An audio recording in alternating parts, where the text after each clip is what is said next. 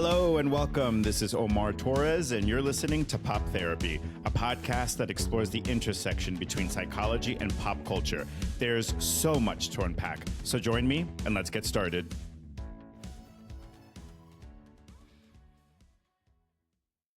Well. Welcome back, everybody. Before I dive into my recap of episode 3 of Couples Therapy, I wanted to give a little shout out. My friend Elliot Glazer wrote a book, The Terrible, Horrible, No Good, Very Bad Gay.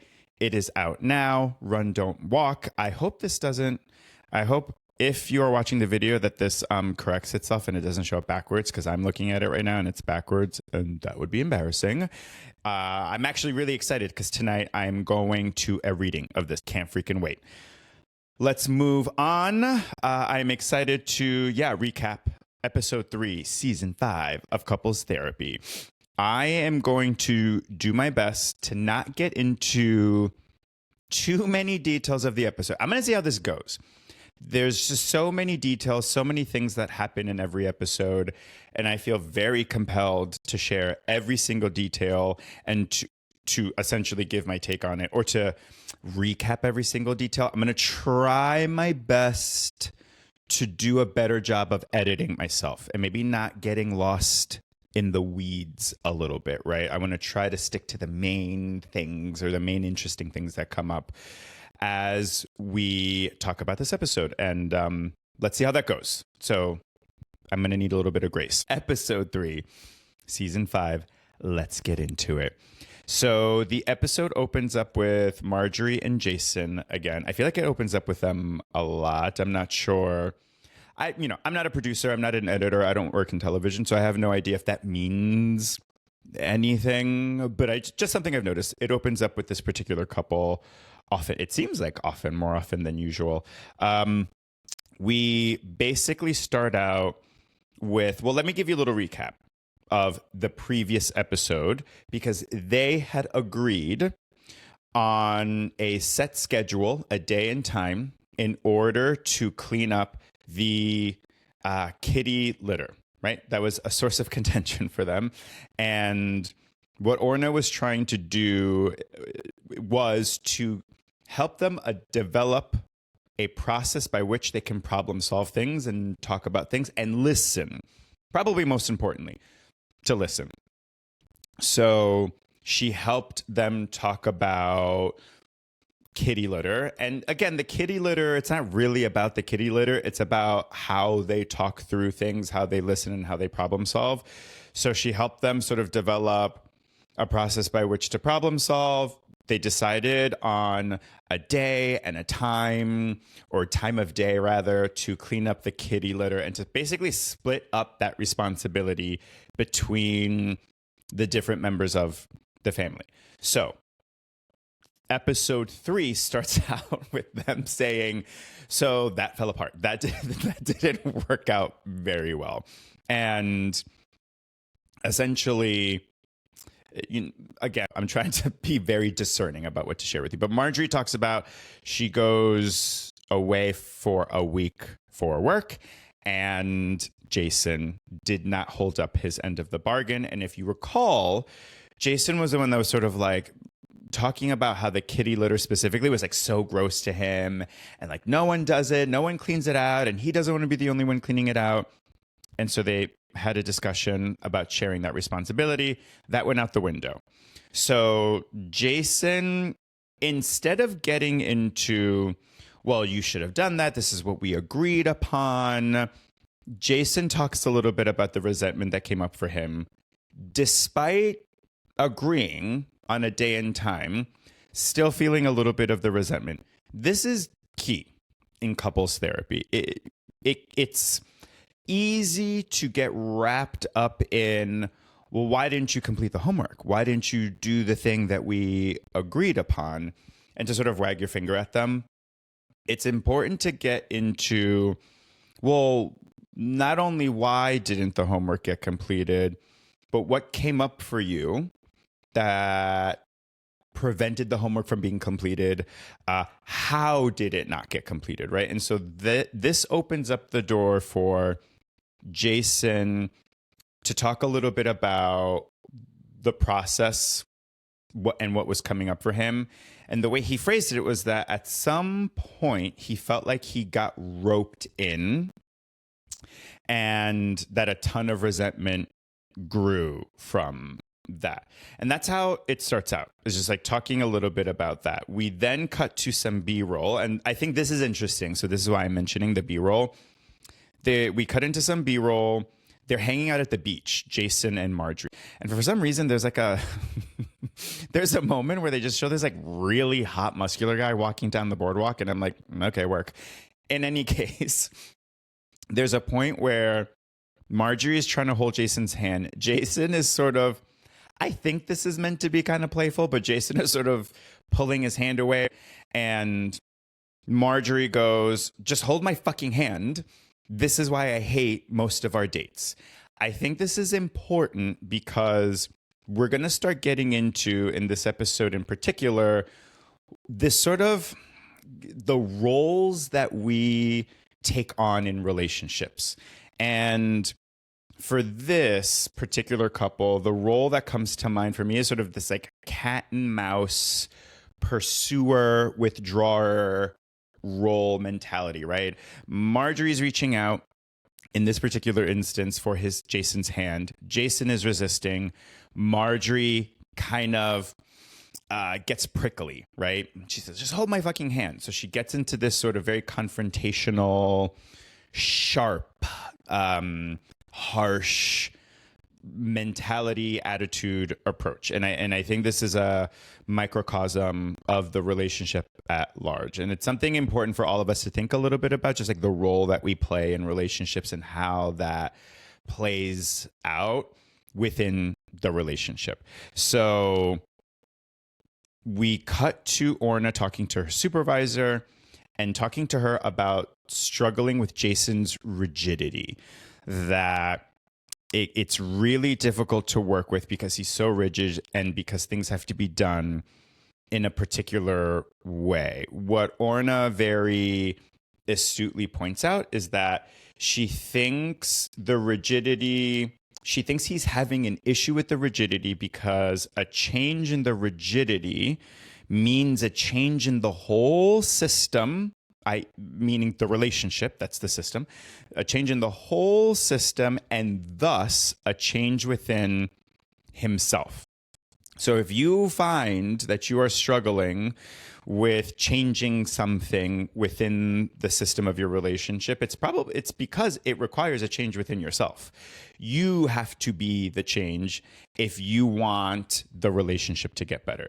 And Jason is having some issues with that, right? And it sounds like there might be some resentment involved. It sounds like there might even be a little bit of like, I am being roped in and that doesn't feel good.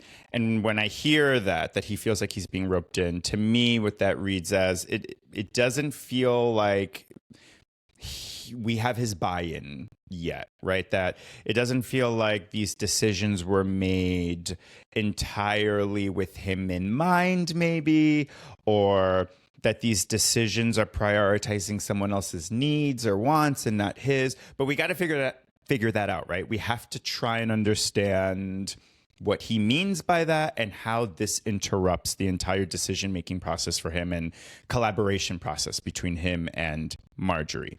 So a change in the system requires a change in him, and that can be really scary. It can be really just like challenging, right? So Orna's supervisor says something to the effect of Marjorie, basically calling out Marjorie's like very sharp and prickly approach to Jason, critiquing him, and as Marjorie puts it, like sometimes being mean. And Orna says, I think Marjorie's sharpness and maybe even like hostility is an ineffective way of addressing Jason's rigidity, which in turn probably causes or motivates, let's say, Jason to be rigid again. So see how that cycle plays out? This is what I mean by like roles, the roles we inhabit. So Jason adopts this role of being super rigid, And Marjorie is adopting this role of being the one to like call that out, being the one to vocalize like, this is silly, this is stupid, this is rigid, this is hard. And the more she does that in her way, which tends to be very critical and harsh, it seems like the more Jason is doubling down on his rigidity. So that's the dance here. That's the conflict loop, as we like to call it. So the great thing about conflict loops is that it really only takes one person to change, to initiate change in order for the whole loop, the whole system to change. This is a really good segue for Marjorie to talk about her own traumatic experience in her previous marriage. She talks about it being really verbally and emotionally abusive. She talks about the fact that she didn't have her own voice. See that, right? She felt like she didn't have a voice, and now she feels like she found it. And there may be a little bit of overcorrecting going on, but you see the connection there, right? She was in an abusive, a verbally abusive relationship where she didn't have a voice, and now she's sort of taken on the role of being very vocally harsh and confrontational and maybe even kind of judgmental, right? So you see the connection there. She was lacking a voice once upon a time, and now maybe she again has overcorrected and has really taken up the mantle of being the voice, being the incredibly vocal one within the relationship, or at least feeling responsibility, feeling the responsibility of having a voice and being vocal. So Marjorie gives us rather a little bit of context and history about the abuse she suffered. And she very correctly, and I think very astutely, calls out the fact that some of the trauma from that abusive relationship, she recognizes that she is bringing it into her current relationship. Folks, this is a tale as old as time. We just have a tendency to bring old shit from old relationships into current and present relationships. And, and I don't even necessarily think that that's all bad, right? Because I think one of the things that came out of Marjorie's abusive relationship is her finding her voice. And that is awesome. That is wonderful. I just think the way she presents it sometimes is maybe getting in the way of her feeling close and connected to her husband, Jason, which is ultimately what she wants. So it's not all bad, but we want to be mindful of what we're bringing into our current relationships. And this is why the main task for them is to practice listening more so they can understand each other a little more, or at least know a little bit more about what got us here and what historically has informed us, what is historically has informed my partner, what's informed me, and how does that play out within the relationship is super important for both of them to know and hopefully understand. So Marjorie talks a little bit about the abuse. They go into a conversation about Jason's diet, and there's obviously a lot of feelings here. Marjorie immediately is like, oh my gosh, the diet, here we go again. And she's coming from a place of, he talks about this all the time. And if we aren't doing the diet in the right way, if we aren't taking in enough protein, she essentially feels like bad. She feels like she is being judged. And what comes out of this conversation is how mean, and this is Marjorie's language. What comes out is like, oh yeah, I am being mean to my partner, not because I don't think he should be on a diet, or not because I'm not proud of him for losing weight. And Jason's very proud of himself. He says it's not a diet, but for lack of a better phrase, he went on a diet, made a bunch of lifestyle changes, and it's brought up some feelings for Marjorie.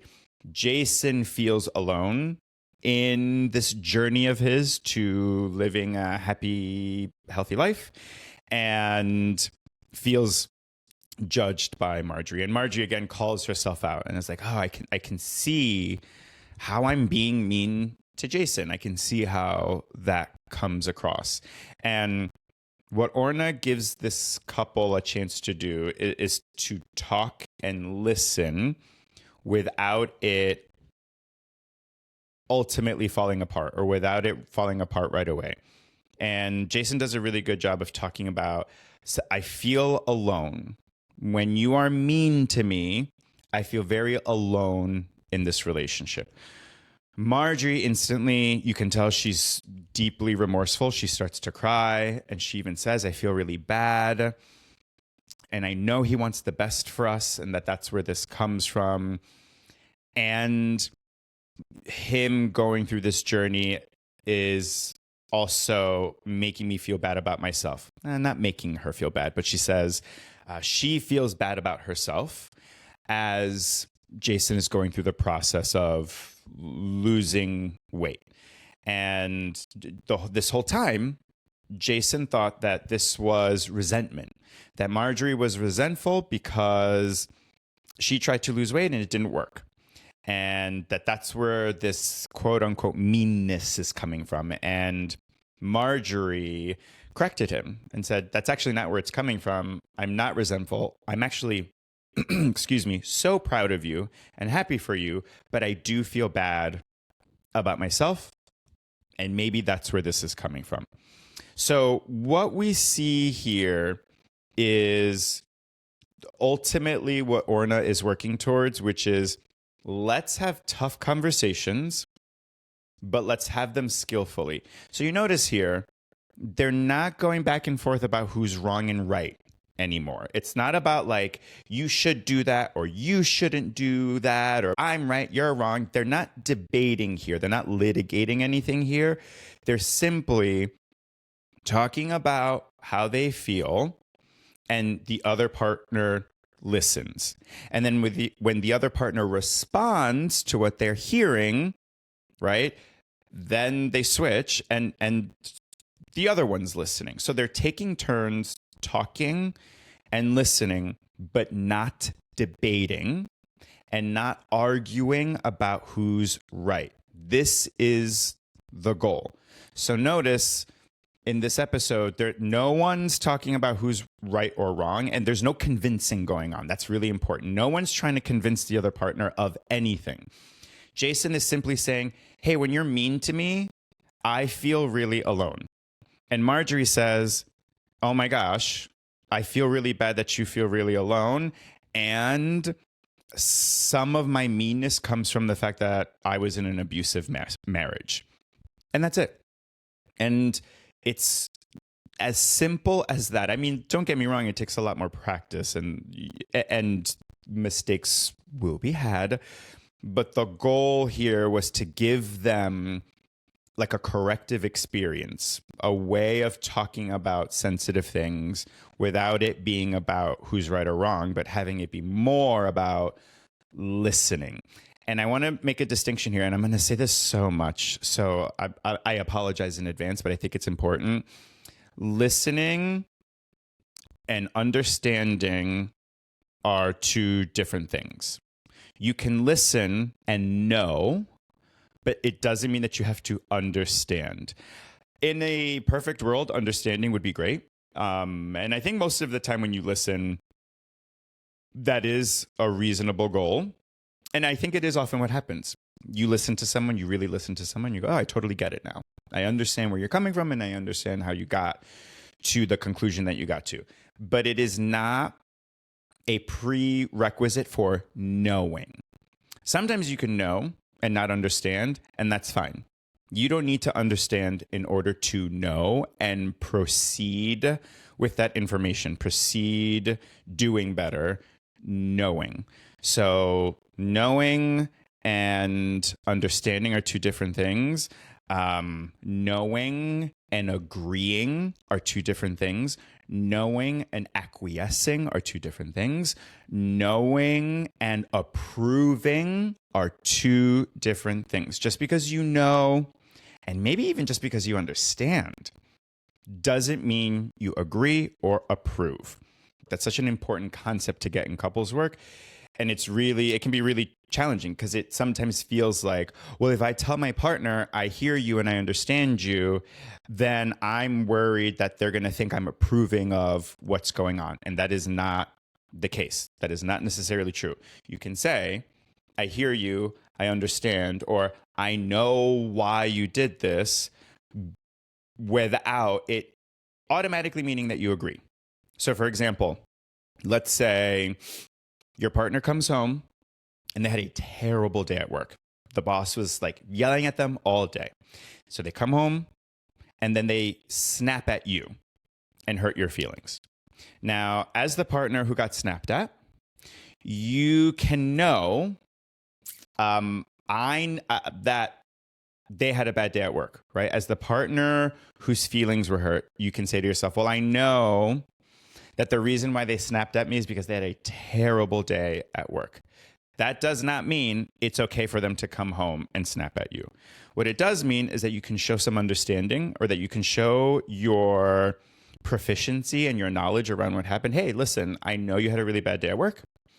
And I know that's probably why, or one of the main reasons why, you snapped at me. I understand how hard that can be. Or I know that having your boss yelling at you is just, I know that that can be so awful and draining. And I know that you're probably just like taking out some of your frustration out on me. And that's not okay. We can't repeat this, or this can't be the new norm. Okay, so it's important to draw that distinction. Just because you know, just because you know doesn't mean you understand, right? And just because you know and or understand doesn't mean that you agree or approve. And so when talking about hard things, get away from who's right, who's wrong. Get away from litigating, and definitely get away from trying to influence or convince your partner of something, and rather it's more about knowing and listening and ideally understanding. Moving on to our next couple. We are met with Drea and Nessa, and Orna asks Nessa, what is your vision for the future of this relationship? And instead of answering with concrete language, she uses a lot of buzzwords. I would call it, and I don't mean this dismissively, but like flowery language. Again, just like words that don't really mean, they mean like everything and nothing at the same time. Like I want us to have a relationship where there's like self-care and progress and individuation. And it's like those TED Talks, or when a tech company is like revealing something and they use words like innovation, disruption, and they say shit like that to describe, I don't know, a product or their company. And you're like, what does that actually mean? Like, it doesn't really mean anything. And it's sort of the language that Nessa uses here. And Orna then tries to get Nessa, what she says is, I want to try to bring this down to earth, because she's using abstract language. And Nessa then, and so in Nessa's response, which is, I don't know, you understand, oh, the reason why you're using language that these like buzzwords, this abstract language, is because you don't really have a concrete idea of what that means, of what you mean, and of what you want the future of this relationship to look like. You either don't know, or you are afraid to share what it is, or you are resistant to share what that vision is. So you see next Orna in group supervision talking exactly about this. She's talking about Nessa using abstract language. And this is why group supervision can be so helpful. You just have like all these different therapists with different backgrounds and different expertise weighing in on what they're picking up on and giving you some really helpful feedback. And for the most part, the group is sort of talking a little bit about the fact that Nessa may be afraid to talk about and share with her wife what her vision of the future actually looks like. And another therapist says she might be afraid to talk about what her vision for the future, what her vision of the future is, because it's so much bigger than Drea. So this is giving you some insight into Nessa and why she's sort of struggling to speak concretely about what exactly that she wants. There's some like hesitation there, and it seems like a lot of it has to do with some fear around how her wife might respond, right? Nessa starts to talk about her own religious trauma and her own internalized homophobia, right? And so we're seeing a little bit of what's like her own internal process and what she's bringing into her relationship with her wife, Drea.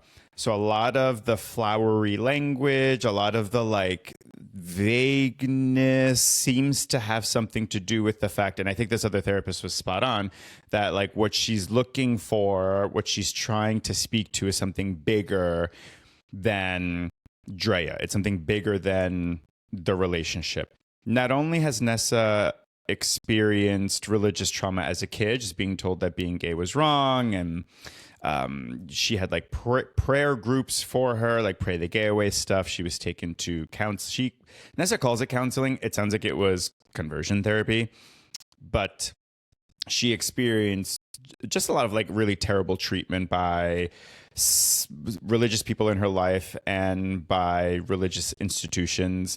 And as adults, they talked about this other really awful experience where they were having a baby.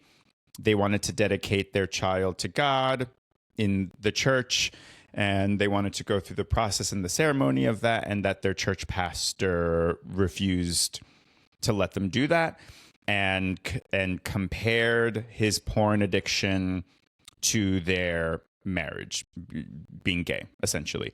And so Drea is almost like the container for a lot of the anger that she is placing outside of herself and of the relationship, but that some of that anger is also coming into the relationship, it feels like. But it almost, again, it's as if Drea, this is like one of her roles, right? Is that she is the one that holds on to the anger for the both of them, because Nessa's over here like, oh yeah, that happened, and she almost tries to like gloss over it. Drea is the reason why we discover that this thing happened to them, and Nessa's response is a little bit like more flowery language, like, oh yeah, I don't want to hold on to that, I want to move on, it's not helpful to stay angry at that. And Orna talks about how this internalized homophobia and this religious trauma that you experienced, and this being ostracized by the church and dealing with bigotry, she says that is playing a role in this relationship somehow, that this internalized homophobia that Nessa agrees is still within her may be impacting the relationship, and that it's worth considering that. And that while Nessa is sort of like, I don't want to hold on to that, I don't know, there's something kind of avoidant about that. There's something a little like non-confrontational about that. And Drea is the one that's sort of like, no, this was awful. This was fucked up. I am pissed, right? And I think Orna does a really good job of talking about how those two things can play out within the relationship. They also have this really beautiful moment, this really adorable, lovely moment in the couples therapy session where they're talking about their history a little bit more. This is someone who obviously did some thinking about this, because she says, you know, in a relationship, early on in the relationship, I wanted to be needed. I needed to be needed. And I wanted to be the savior. And there were a lot of firsts that Nessa introduced Drea to. Like the first time Drea got on an airplane, the first time Drea traveled outside of the tri-state area, the first time Drea tried certain foods was all due to Nessa's support and guidance. It was all through her introduction of these things. And Drea says that before that, her life was very, very small. So this is something important to keep an eye on, to remember. This is good information for us, that she grew up in a very small bubble, and she finds herself in a relationship with someone who wants ostensibly a bigger life. You can see how that's going to cause some tension, right? Drea's safety, security, and history all revolve around this idea of having a very tight-knit group, family, having a very small bubble. She refers to herself as a pack animal, meaning I'm in my pack. I'm with my people, my family, and that's it. That's all I need. That's all I want. And Nessa's over here talking about expanding all of that. And so you can imagine how challenging, how scary, and how painful it might sound for someone like Drea, whose life was a very, very small bubble, to hear their partner say these things, that they want something bigger than the relationship. It sounds like a rejection, even though it's not necessarily. You can understand rather, that based off of Drea's history, how someone wanting something bigger outside of the relationship might feel like a rejection to that person.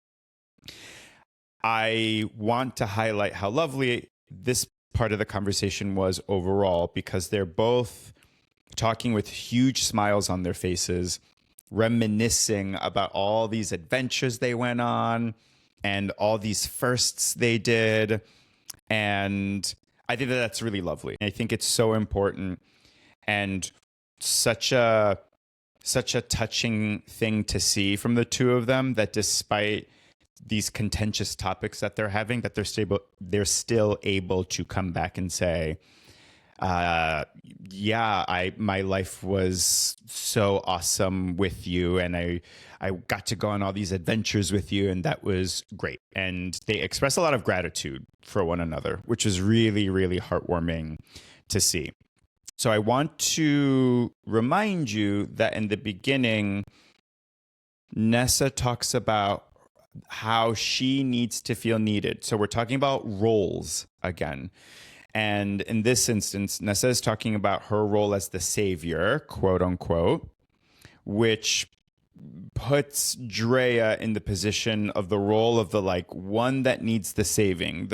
Her role was like small town, small life girl who was then quote unquote rescued or saved by Nessa, who showed her how big the world is. And what Nessa is grappling with is the tension that comes with being the savior, being the one that's like, let me show you this great big world. Let me be in the driver's seat of this car. Let me take charge here.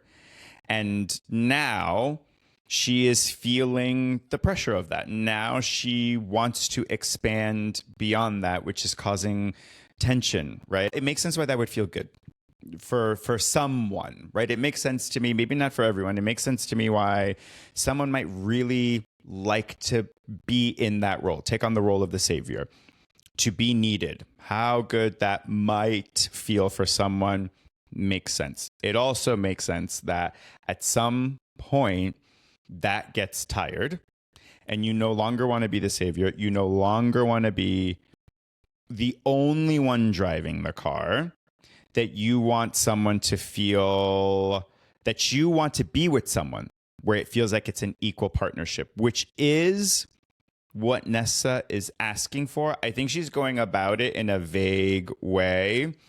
And I think she's not quite understanding how this is landing with Drea, that it feels like rejection. It sounds like rejection.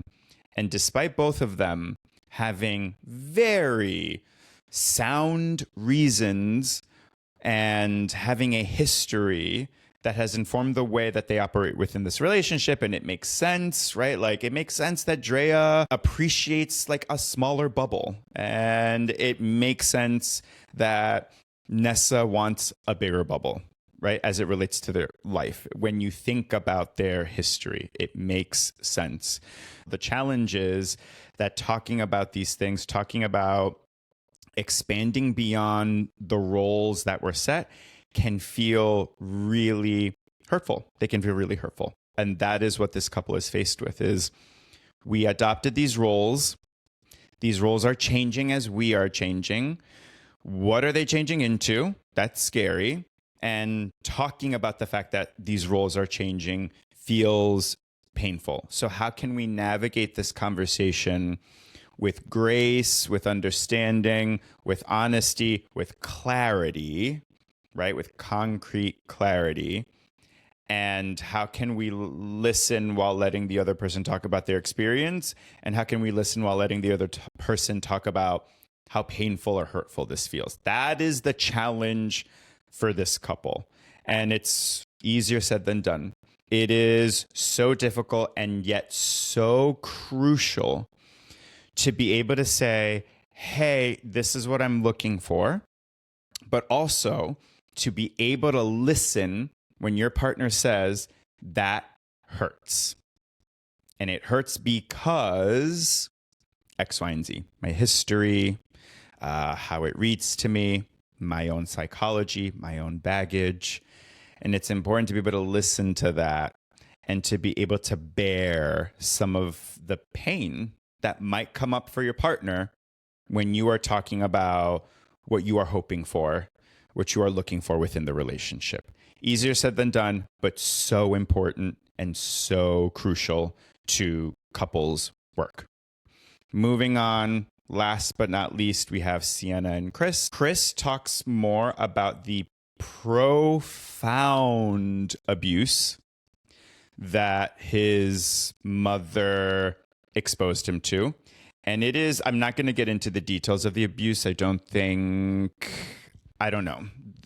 I don't feel compelled to get into the details of the abuse. If you want to hear and hear the details of the abuse, you can watch it, but it's not something I think is relevant to what I'm talking about right now.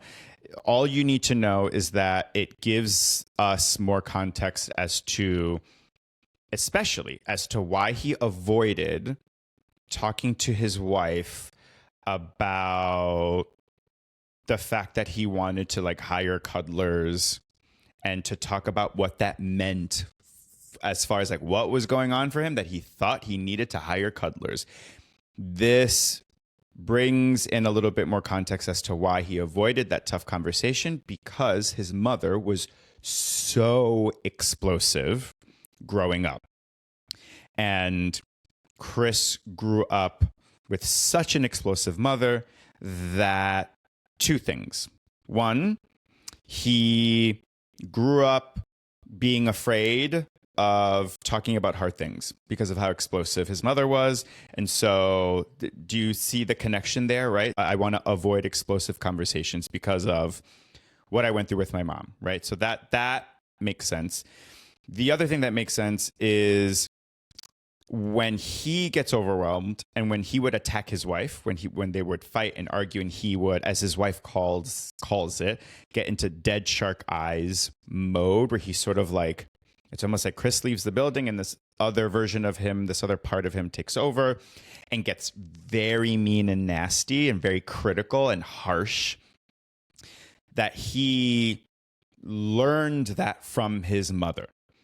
And not only was that modeled to him by his mom, but it was a coping mechanism for him to survive his mother's explosiveness.